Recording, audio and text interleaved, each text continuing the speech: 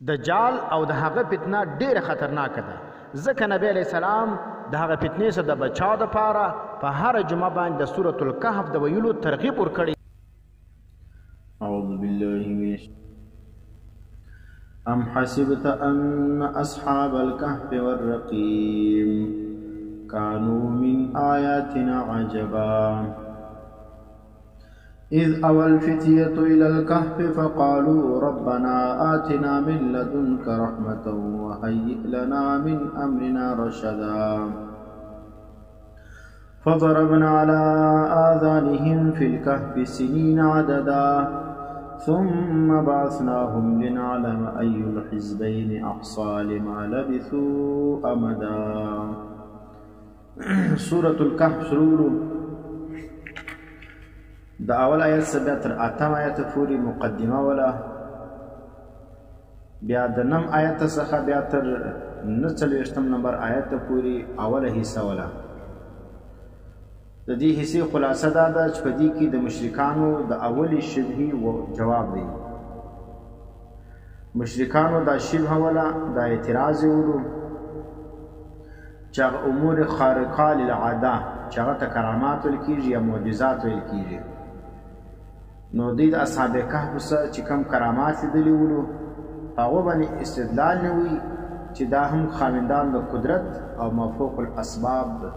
د انسانانو مدد کوي او مافوق الاسباب په انسانانو باندې خبر دي. دا ځکه هر مشرک چې کوم دی هغه د اولیاء او کرامات او د انبیاء او معجزات باندې خطاوزي، هغه فعل د نبی او د ولی بولی، یعنی هغه معجزه او کرامت چې اصل کې دا فعل د الله دی دا د فعل د ولی وبولی، نو ځکه بیا ولی ته مختار وای، ولی تعلیم الغیب وای. دا په وجه باندې هغه د سر کښته کوي، هغه ته اوازونه کوي، هغه ته چیغې کوي او هغه په مشکلاتو کې راننګوي اوازونه اور رابلی. نو چونکې اصحاب کهف چې 300 کاله په غار کې پراتولو او بدنونه خراب سوي نو بیا برته راژوندي سولو، نو دا دې ته ډېره تعجب خبره او معلومه خبره ده چې الله ولې قدرت ورکړی دي، د هغه قدرت پر بنیاد باندې زموږ حاجات ورکوي، زموږ اوازونه اوري، زموږ چغې اوري او زموږ مشکلات را حل کوي. نو دلته الله پاک د اصحاب کهف واقع ذکر کوي او دا ذکر کوي چې دغه ټول واقع کې دا نسبتونه د دې واقع چاته سوي دي، الله له رسوي دي. دا ټول حالات چې ولو د الله پر دې باندې راوستلي او د دې کې دوی اختیار نه ولو، دوی خپل محتاج او عاجز ولو. د 13 نمبر آیت کې وګوره الله فرمایي اذ اول فتیه الى الكهف فقالوا ربنا، وینه دې څول ای رب زموږ د ګوره دعا کوي او خپل رب لره، نو دوی مختار نه دي، دوی د خپل رب څخه دعا غواړي. سوای ربنا ای رب زموږ آتنا ګور وای رای کې نور من لدنک خپل جانب رحمتا رحمت وهيئ لنا ګور او تیار کې موږ لپاره یا راکې یا وګرځي موږ لپاره د کار موږ څخه راشدن رهنمایي. ورته دا نسبت د دې کار چا رسولي، الله رسولي. او دا اصحاب کهف عجز ذکر کړی دي چې اصحاب کهف په کارو کې و رب ته محتاج دي، ځکه وایي ربنا ای رب زموږ آتنا رای کې، نو دوی سره شی نسته نه دی، د خپل رب څخه غواړي، نو ته هم د رب څخه غواړه، د اصحاب کهف څخه حاجتونه مه غواړه. نو خالي اصحاب کهف نه دي بلکې د ټولو اولیاء او انبیاء څخه مفوق الاسباب حاجتونه کوم دی هغه مه غواړه. دویم حال ذکر کوي فضربنا على آذانهم في الكهف سنين عددا، الله یې د دې پر غوږو باندې موږ چې کوم دی هغه د خوب هغه پده ووهله، ضربنا منا ومې وهله پر آذانهم. وردلته دغه خوب کوم دی محتاج دی الله لره، د خوب په راوستلو کې، د خوب په بیولو کې چاله محتاج دی، الله نه محتاج دی. نو ځکه الله فرمایي فضربنا، دا هرداد د خوب موږ راوستله د دې پر غوږو باندې، دی خپل اختیار نه درلودي. ثم بعثناهم، بیا ګوره بعثنا الله موږ راپورته کړل، د خوب سره په راپورته کېدو کې هم ولی چاته محتاج دی، الله ته محتاج دی. نو دا به ډېر بیوقوف انسانان چې یو سړی خپله په خپل زندگی په ضروریات کې الله ته محتاج وي، اور دلته نور انسانان بیا د هغه څخه براه راست خپل حاجتونه غواړي. ولی خپل الله ته محتاج دی نو ته هم د الله څخه غواړه ولی د الله څخه غواړي ته هم د الله څخه غواړه ولی بیا ولی ته دا ترغیب نه درکړي چې زما څخه غواړه کوم ویلی دي یا نبی ویلی دي چې تاسو زما څخه حاجتونه غواړي اوس ګور 1,24,000 کم زیات انبیاء کرام راغلي دي تاسو ګوري چې یو نبی هم دا نه دي فرمایلی چې د مخکې نبی څخه هغه حاجتونه غوښتي یا یو نبی راوړل سوی بل نبی په حاجت کې او په مشکل کې هغه راننګولي دا هغه څخه چې پښتي حاجت یې غوښتي ویني اوس آدم علیه السلام راغلی دي بیا دغه وروسته شیس علیه السلام بیا نوح علیه السلام ادریس علیه السلام دا رقم نور انبیاء کرام موسی علیه السلام عیسی علیه السلام اور حضرت محمد علیه السلام داغه مخکې ابراهیم علیه السلام دا ټول غلي دي تاسو ګوري یو نبی هم دا आवाज نه کړي چې مخته نبی ته आवाज کړي یا آدم یا ابراهیم یا نوح ویني تاسو مدد وکړه یا محمد اور یا موسی یا عیسی دا کم نبی ایو بل نبی ته आवाज کړي یو نبی بل نبی ته आवाज نه کړي حالانکه نبیانو کې افضلیت ستا یو نبی تر بل نبی افضل وي لیکن انبیاء کرام ټول سدي ټول انبیاء چې کوم هغه د رب څخه حاجتونه غواړي او خپل امتو ته دا ترغیب ورکړي چې تاسو صرف الله څخه حاجتونه غواړي نو ګور دلته ګور اصحاب کهف چې کوم د اولیاء ولو لیکن دا مشکل کشانو ولو اصحاب کهف اولیاء ولو مشکل کشانو ولو د خلکو حاجتونه دي نسبت کوي مافوق الاسباب اصحاب کهف اولیاء ولو لیکن د انسانانو په حالات باندې مافوق الاسباب خبر نه دي ویني دا چې سلو ثم بعثناهم بیا موږ پورته کولو لنعلم چې موږ ښکاره کو ایون حزبین کم یو د ټولو احصا لما لبثوا امدا ویني بیا الله فرمای نحنو نقص عليك نبأهم بالحق نبی هم په پټونه دي خبر نبی علیہ السلام چې د انبیاء سردار دی هغه هم په پټونه دي خبر ولی الله فرمای نحنو نقص عليك موږ بیانو پرتا باندې نبأهم خبر د دې اوس کتب نبی علیہ السلام په پټ خبرو نو بیا د الله د وحی ته ضرورت دا سیفیانو بریلیان چې وای نبی علیہ السلام ته الله علم غیب ورکړی و علم غیب کوم چې ورکړي الله څه فرمای دوی دا صادق کهف مبارک کفار پښتنه کوي نبی علیہ السلام ته دا علم نشته نو ځکه الله فرمای نحنو نقص مرشدی بیانو تعالی را پتا باندې نبأهم خبر د دې الله نبی ته علم غیب نه دی ورکړي الله نبی ته انباء الغیب ورکړي دي اخبار د غیب ورکړي دي په غیب باندې خبر کړي دي خبر د غیب ورکړي دي علم غیب نه دی ورکړي دا دوه فرق دي چونکه سیفیانو بریلیان سره علم ستنه هغه په دې پیژنه چې انباء الغیب او علم غیب څه فرق دي علم غیب کی سبب نه وي علم غیب بلا واسطه وي ویني هغه صرف علم د الله دی او اخبار الغیب او انباء الغیب پای کې واسطه موجود وي چې وحی ده نو ځکه چې په کوم علم کې سبب موجود وسلو هغه ته علم غیب نه ویل کېږي که چیرې یو ځای اطلاق ورسوي هغه لغتاً دې سیر کړه ګوره یو ځای داسې علم چې په هغه کې سبب موجود وي او هغه ته علم غیب ویل سوی وي نو هغه چې دي هغه بیا لغتاً دي غیب کې ورته ویل سوي دي دا لغتاً ورته ویل سوي دي اصطلاحاً نه دي شرعي علم غیب دا نه دي لا نو ګور نبی علیہ السلام هم په پټو نه دي خبر الله فرمای نحنو نقص عليك نبأهم بالحق موږ بیانو عليك نبأهم معنا خبر د دې اصحاب کهف بالحق په اشتیا سره بیا دا ورسته فرمای آیت نمبر 13 کې چې وربطنا على قلوبهم دا ربط القلب کې دې محتاج الله مال را دا ربط القلب مال دې په ځو باندې راوستي اوس دا کسان چې وایي اولیاء مختار دي دا د انسانانو مشکلات حل کوي دا د انسانانو اوازونه اوري نو دلته به څه کوي دا خپله محتاج و اصحاب کهف د الله نیک بندګان ولو الله وربطنا على قلوبهم موږ ربط راوستی په زړو دې باندې اذ قاموا فقالوا ربنا رب السماوات والارض وینه څو چې د بادشاه مخ ته ودرېدل نو بیا دې ویل ربنا رب زموږ چې دی ورته څه وایي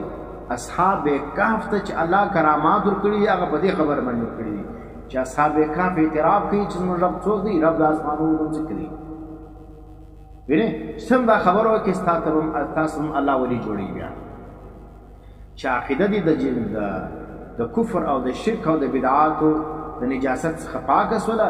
دا سره بیا ولی دي اوس د کرامت چې کم دی دا خرق عادت دا د هر چا څخه صادریږي دا که متبع د ولی د نبي ولو بیا خو موږ ته کرامت وایو او که چیرې متبع د نبي نه ولو هسې یو فاسق و فاجر و یا عقیده یې نجس و د شرک عقیده یې وله د هغه څه هم دا رقم خارق عادت کار صادرېدی سي خو هغه ته بیا کرامت نه ویل کېږي هغه ته استدراج ویل کېږي ډېر دا رقم د هندوان څه دا رقم کارونه صادر سوي نو اوس به دا ګډه کرامتونه وي دا رقم غیر متبع د سنت وي اتباع د سنت نه وي پکې موجوده بدعتي وي مشرک وي د هغه سم دا رقم کارونه صادر سي وینې خاص د هغه د کرامت فرق کېدی نه سي خارق عادت د هغه هم وي هغه ته استدراج وایي چې الله پر هغه باندې د تشیشو کې نور ډیلو کوي چې دا په دا ګمراهۍ کې چې نور غرق سي نو تاسو به دا نه وایئ چې باندې سم دا رقم یو کار صادر سلو نو دا به چی شوي دا به اوس پر حق باندې وي ځکه عام خلک په دې نه پوهېږي وایي د فلاني څه چې کوم که غلط وی نو دا کار ولې ځینې صادروي نو دا غلط کار دغه که خرق عادت کار صادر سلو دا الله استدراج وکړي نو پیمانه چې شته چې دا کرامت وي او که دا کرامت نه دی پیمانه د دې دپاره اتباع د سنت ده ځکه امام شافعي رحمه الله فرمایي وایي که انسان تاویل دی چا په هوا کې الوتلی ولو او د اوبو پر سر باندې روان ولو که چیرته د ژوند د سنت مطابق ولو نو بس دا بیا ولی دی او که د سنت مطابق نه ولو نو په پوز دا استدراج دی دا وینې دا یو شیطان دی د الله پاک ورته استدراج ورکړی دی چې مې ورکړی دی مهلت یې ورکړی دی چې دی غرق سي نور نو اوس دلته ګوره موږ وایي چې اصحاب کهف اولیاء دي او په هر حال کې الله ته محتاج دي او اصحاب کهف چې کوم دی هغه خپلم په خوله باندې نارې وایي ربنا ربنا وینې او الله خپله وایي چې فضربنا وینې بعثنا نبی علیه السلام ته فرمایي نحن نقص علیک نبأهم بالحق بیا فرمایي وربطنا دا ټول په دې خبره باندې دلیل دی چې اصحاب کهف چې کوم دی د الله نیک بندګان ورو او دوی چې کوم دی الله ته محتاج ورو نو دا د اول شی باندې د مشرکانو دغه جواب وسلو او بیا دغه وروسته په شلم آیت کې او پر 19 آیت کې بیا ذکر دی د حال د دی چې اور د دې انکار ذکر کیږي د بعث څخه چې دا کسان چې دا کفار دا د آخرت کې د راپورته کېدو څخه منکر دي نو دغه انکار د بعث باندې ودی ته زجر ورکول کیږي او بل زجر دی پر هغه مسجد جوړول باندې چې دی د اصحاب کهف پر غاره باندې لوړ جوړوي او بیا د 20م آیت کې په دې کې نبی علیه السلام شپږ آداب ذکر کیږي او 15م آیت کې بیا د په غاره کې د دې د بعث ذکر دی چې په غاره کې الله پاک اصحاب کهف راپورته کړل ګوره خپل نه راپورته شوي خپل اختیار نه درلودی نه دی په خپل اختیار باندې بېل شوي دي وینې مشرک بدون عقیده کمزورې ده په دا دی نه پوهېږي دونه بې عقل دي چې اصحاب کهف په بېدېدو کې او په راپورته کېدو کې الله ته محتاج وو ځکه الله یې بعثنا وینې الله یې موږ راپورته کړل د هغه وروسته بیا پر دې باندې تفریعات اربعه دي په دا واقعه باندې اصحاب کهف پر واقعه باندې الله پاک څلور تفریعات ذکر کړي او دا آداب هم دي اوله تفریع او ادب دا ده چې رد دی پر شرک فی العلم او رد دی د شرک فی الحکم باندې چې په علم کې او په حکم کې الله سره څوک شریک نشته ولا یشرک فی حکمه احدا یعنی دا آیت نمبر 14 آیت نمبر 16 کې الله ذکر کوي ولا یشرک فی حکمه احدا نو رد شرک فی العلم او رد شرک فی الحکم دی فیصله په دې کائنات کې صرف الله ده د الله حکم چلیږي د الله علم دی الله په هر څه خبر دی بل یو څوک دا رقم ذات نشته چې د کائنات په هر څه باندې خبري نه الله د علم د هر شي بل چا ته کړی دی او بل دا دی حکم او فیصله د الله چلیږي الله خپل بندگان ته دا رقم اختیارات نه دی کړی چې هغه کائنات چلی یعنی بعض خلک سوی اولیاء په کائنات کې تصرف کی هغه چیز دی مفوق الاسباب د انسانانو مدد کی ته आवाज ته کدی د کله را رسیږي دا د سیفیانو د بریلیانو دا یو د ځان یو عقیده نشي جوړ کړی دا دویمه تفریده په دې واقعیا باندې چې ادب دی او تبلیغ په کتاب الله باندې دی نبی علیہ السلام ته الله د ادب وښیي چې تبلیغ کوه د الله په کتاب باندې په 20 نمبر آیت کې ذکر کړي. او درېمه تفریح دا ده چې ادب د مؤمنانو لره چې دی د مسلمانانو جماعت اختیاري معنا ادب دی مؤمن لره په دې خبره باندې چې جماعت د مؤمنانو اختیار کړ آیت نمبر 28 کې ذکر کړي. او څلورمه تفریح دا ده چې اظهار د حق کوا حق ظاهروا حق بیانوا ستا کار چې کوم یو خالي حق بیانول دي نور منل نه منل دا د خلکو خپل کار دی او د الله کار دی. او بل چې کومي تخویب یو خروي دی او بشارت دی په 10 او 29 نمبر آیت کې. دا وروسته بیا منکرینو د اصلاح لپاره تصحیح په دنیا ذکر کوي چې منکرانو د قران کریم تاسو ځانونه سم کړئ، تاسو په دې دنیا باندې مېن یاست نو دنیا چې کم دا هغه شي دا پاتې کېدونکې شي ده. په درو خبرو باندې دا تصحیح ذکر کوي د منکران لره. اول دا د تاسو دنیا سره محبت کوي نو ځکه تاسو د انکار کوي د بعث څخه انا ته په اخر کې نه راپورته کېږم دا په غټه وجه دا د دنیا سره محبت دي. دا آیت نمبر 32 کې ذکر کیږي 32 ونی سي تر 40 پورې دا بیان دی. دویم چې کوم دی هغه ذکر کیږي د دنیا قلیله ده او فانی ده،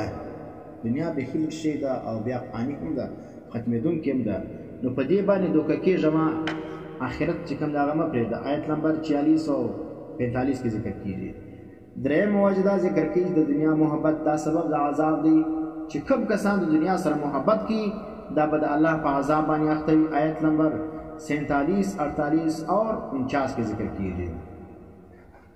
اوس موږ